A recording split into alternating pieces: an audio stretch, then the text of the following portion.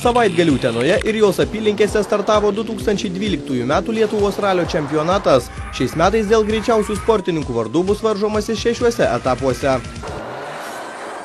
2012 metų Lietuvos ralio čempionate gausu naujovių. Ne vienas ekipažas persėdo į naują automobilį. Štai Deividas Jocius galbūt trumpam išdavė Mitsubishi ir vairavo Subaru. Joanai Survilaitei važiuojančiai kartu su mama Vesta matyt nusibodo trasomis skrieti vieną iš įvaromų Renault Clio. Todėl merginos šių metų sezoną pradėjo vairuodamos Mitsubishi Lancer Evo 9. Tomas Tabingis liko ištikimas priekiniai ašiai, tačiau vokietį Golfą iškeitė į japoną Honda.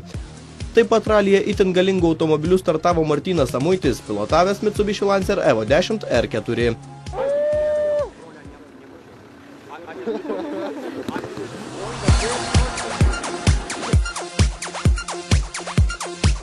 Laukiam ralio, labai laukiam lenktynininkų. Tikime švedų šitas ralis bus sėkmingas, nes jau nuo 2007 švedas nesugebėjo žiemos ralio Lietuva nei vieną pabaigti. Tai lauksim ant posūkį, žiūrėsim, ko čia baigsis. Aš noriu, kad Samsonas būtų.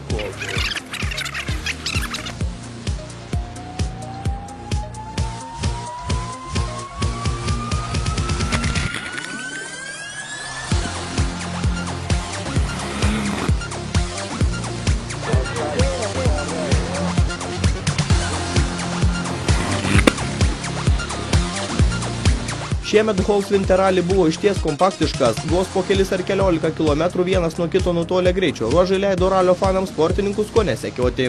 Dalyviams buvo pasiūlyta ir naujų trasų. Vienas iš nematytų greičio ruožų, 3. ir 4. Dar prieš varžybas apie šį pavojingą miško keliuką buvo girdėti įvairiausių epitetų. Neva čia jokia vairuotojo ar šturmano klaida atleista nebus.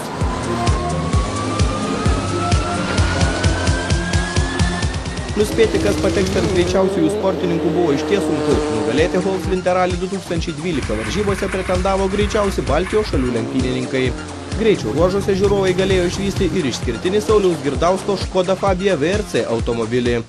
Tiesiog uždaviniai buvo tokie, jokio forsavimo nedaryti, nuo pirmo greičio ruožo važiuoti, greitėti, žiūrėti, kas kaip veikia, kas kaip dirba. Praktiškai kol kas esu patenkintas, bet daugiau, vertinau tokį ne kažkokį kovos projektą. O dar tokie, galiu pasakyti, kad tie greičio ruožai nelabai tinkami šitai mašinai, tie būtent, arba reikia jau važiuoti netaupant, laužant, ramstytis į brustverius, į tos greiderio paliktus.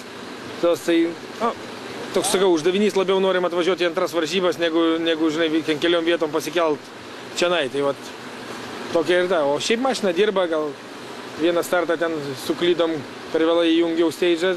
Kažką nenorėjo išvažiuoti at paskutinio greičio ruožo iš starto prastovimo. Taip, tai viskas lygtai normaliai be klaidų. Pernai mes galvojom, kad nesusireguliavom. Iš tikro varžybų gale pamatėm, kad yra sulūžęs buvo išmetimo kolektorius ir praktiškai turbina visai neveikia. Visas slėgis eidavo pro šalį. Tai tuo metu jau niekas negalėjo veikti ir tada starto programos ir niekas neveikė. Bet tiesiog pastebėjom grinai jau atvažiavus, finišavus šiandien varžybos. Bet mechanikai išardė visą mašiną, perinkom, greičių dėžės išsiuntėm padarė, sutvarkė šitos kolektorius, patys viską patobulėjo, patys palėtė technikos. Manau, kad viskas normaliai. Norėtųsi, kad, sakau, norim užtikrinti, kad galėtume visą sezoną po truputį greitėti. Aš manau, kad ant žvyro jau kai užlipsim, būsim normalioj formai. Taip pat prie starto linijos stojo ir sėkmingai finišavo likus savaitį iki šių varžybų nemenką avariją treniruotėje patyręs Vytautas Švedas. Ralio varžybų metu servizo zonoje kalbintas sportininkas sakė, kad be rėmėjų, auksarankių meistrų ir šiek tiek sėkmės vargu ar būtų pavykę startuoti Utenoje. Vytautui pasiekusiam finišą 4. bendrosios įskaitos vietoje pavyko nutraukti nesėkmingų žiemos ralių Lietuvoje seriją. Nelaimės ir gedimai Vytautą Švedą persekiojo nuo 2007 metų. Sveikinai. Vieną kartą per 100 metų. Vis tiek gerai, gerai pravažiuojas tą paskutinį, toks liuks. Šiaip viskas krūvos žmonių, labai daug pastangų, pagalba, viskas įmanoma, kaip pamatėm. Irgi atrodė šeštadienį, kad šansų link nulio artėja, bet po to kažkaip labai motyvuotas buvau tą padaryti, motyvacijos daug gavau ir daug paskatinimo iš šalies, iš gerbėjų, fanų, galų gale mechanikai irgi, sako, nenuleidžiam rankų, darom, galima viską. Tai, aišku, po to sekė darbas, pajėgos ne tik tai ir paieškos ne tik tai automobilio detalių, bet ir tų pačių piniginių resursų, kad tą įsigyti. Tai labai ačiū žmonėms prisidėjusiems, kad tas įvyko. Gariūnų verslo centras nuostabiai parėmė ir suprato ir padėjo ištikus šitai nelaimiai. Tai dabar galiu pasakyti, kad aš jau jaučiuosi kaip nugalėta iš tų lenktynių, kadangi mes čia, mes važiuojame, mes rodome žmonėm ir mes kaifuojam. Ir manau, kad nenuveliam nei vieno stovinčio ant kalniuko. O šiaip pats važiavimas, tai geometrinė progresija kyla į viršų. Atsiranda vis daugiau užtikrintumo, atsiranda vis daugiau supratimo, ką darai, o ne ką automobilis su tavim daro. Ir manau, kad toliau, jeigu tai viskas vyks, seksis vis geriau. Tai pradžia optimistiškai nuteikia, žinant visą priešistorę. Kalbant apie priešistorę, jau kurį laiką žieminiai raliai būna tie, kur visgi finišo pasiekti nepavykdavo. Ar šiandien galbūt stengsitės tą pirmąją vietą sunkiai, bet pasiekti, ar tiesiog galbūt netiek daug rizikuosit ir gal ir nusileisit? Matysim. Nenoriu nieko, vadinkim, laužti medžio, nes dažniausiai žiemą medžiai nelinksta, o lūžta. Tai stengsiuos surasti savo ritmą, jeigu tas ritmas pasirodys toks, kurio gali užtekti pergaliai, valio. Jei ne, tikrai neforsuosiu ir nieko nebandysiu nustebinti savęs kitų ir šturman. Bene didžiausia netektis tarp greičiausių sportininkų Deivido Jociaus incidentas. Lenktynininkas prieš kurį laiką vairavęs Mitsubishi Lancer Evo 9 persėdo į Subaru Impreza VRX STI ir kaip servizo zonoje sakė pats Deividas, neapskaičiavo kuro bako talpos. Viename iš greičio ruožų besibaigiant benzinui automobilis prigeso ir posūkyje sportininkai rėžėsi į ūkinį pastatą. Po kontakto servizo zonoje Deivido Jociaus šturmanui Gediminui Žliuvui teko iš mašinos išlipti pro vairuotojo pusę. Dėl smūgio metu sulinkusių saugos lankų šis ekipažas vėliau nebestartavo. Paskutinis greičio ruožas, toks šeštas, buvo mums skausmingas dėl kuro pasibaigimo, nes kelio legendoje nebuvo pažymėta, kad po ketvirto galima bus greičio ruožą dasipildyti. Tai važiavom. Aišku, aš net nesupratau, kas atsitiko, prasidėjo nepakankamumas benzino ir ant kelių posūkių teko užgesti ir ant vienos tiesiosios lygiai taip pat po tramplino pagavo orą matomai benzobakas, sutasė ir čiuožiam, kol iki namo kampo dočiuožiam kažkokio tai gyventojo, tai sugadinam tas dureles. Būčiau žinojęs, kad čia benzino bėda, tai aišku, būčiau gal taip negazavęs. Važiavau pirmą kartą su automobiliu, nežinau, kada iš čia baigėsi prie kokio kiekio, tai vat ir važiuojam ir mokomės su nauju automobiliu. Na, jaučiasi, kad jisai silpnesnis yra, spaudžiau iš jo viską, ką galima, kad visus savo konkurentus nepaleisti, su kuriais lenktyniaudavau, tai jaučiasi, kad šiek tiek silpnesnis, bet žiemą, manau, galima lenktyniauti. Tai va, bet dar priprast biškį reikia kilometrų įsukti.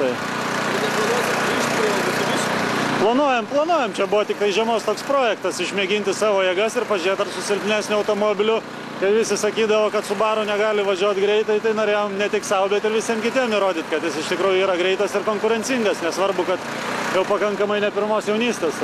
Servizo zonoje darbo netrūko ir kitų komandų mechanikams. Įpusėjus varžyboms auksarankiai mikliai šalino gedimus, tvarkė aplaužytus bamperius, vėl pildė kuro bakus. Įvairių incidentų patirti teko daugeliui dalyvių. Vieniems jie kelią į finišą užkirto, kitiems baigti visų greičio ruožų nesutrukdė. Viskas gerai. Mums pirmas, bent jau man tai yra visiškai pirmas žiemos ralis. Ypatingai dar toks sunkus. Labai smagu, labai sunku, bet kuo sunkiau, to smagiau, aš sakau. Ar didelis skirtumai važiuojant žiemą vasarą? Be proto. Kaip sakė visi, kad su šitom padangom, nes aš lygiai taip pat šiandien pirmą kartą sėdau į mašiną su tokiom padangom. Iš tikrųjų, su jom geresnis yra sukibimas negu vasarą ant žvyro. Tai tas šiek tiek gąsdino iš pradžių, po to šiek tiek apsiprato. Na, turbūt matot, kaip važiuoja, bent jau jaučiat pagal savo esamą situaciją, kaip savo rezultatus galbūt pasirodo, bent jau įpusėjus varžybom. Mes nesiekiam rezultatų, tiek man, tiek Mindaugui. Aš pernai tik tai vidury sezono pradėjęs važiuoti, Mindaugas pernai pradžioj. Mums antras sezonas ir mums čia tik tai labai gera treniruotė. Mūsų tikslas yra finišas, o ne kažkokia pozicija. Kol mechanikai servizo zonoje skaičiavo bėgančias minutės ir keitė bei tikrino automobilių dalis ir mazgus, kai kurių ekipažų nariai linksmai leido laiką įnikę į žurnalistų vaidmenį. Nuleido 2 ratus. Nežinom, kur važiuoti, dabar teko važiuoti be ratų. Visus... Nežiūrit, kur važiuojate? Nu, žiūrim labai, stengiamės žiūrėti, akis didelės, viskas yra gerai, bet nu, kažkaip nesėkminga diena šiandieną. Gal po pietų jau atsargiau važiuojate? Po pietų dabar, po pietų jau eisim kaip vėjai, gražiai, tvarkingai, be jokių nesąmonių, gražiai, kad nu, sklandžiai. Nesąmonių ralyje negalima daryti? Ne, negalima. Prašau, Ramūnai, jūs Roką pakalbėkite. Rokai, o pasakytų man, kodėl dabar tu lenki VRC automobilį? Lėtai važiuoja VRC automobilį. Nu, bet vis tiek, jisai tikrai nėra lėtai. Nu, VRC automobilis yra VRC automobilis. Kaip sakant, aš manau, kad pas tai yra perteklius greičio. Gal irgi tau reikėtų šiek tiek sulėtėti šiandieną, kad užbaigti finišas būtų. Kad... Tai man bloga linki? Tikrai ne. Aš tiesiog noriu, kad būtų greitis tas, kuris būtų saugus. Tai va, tai mes vien kitam palinkėjom, kad mes baigtume šį ralį, kaip be būtų. Jau bairių Ramūnų užtenka, aš nenoriu irgi. Jo, tai va, tai...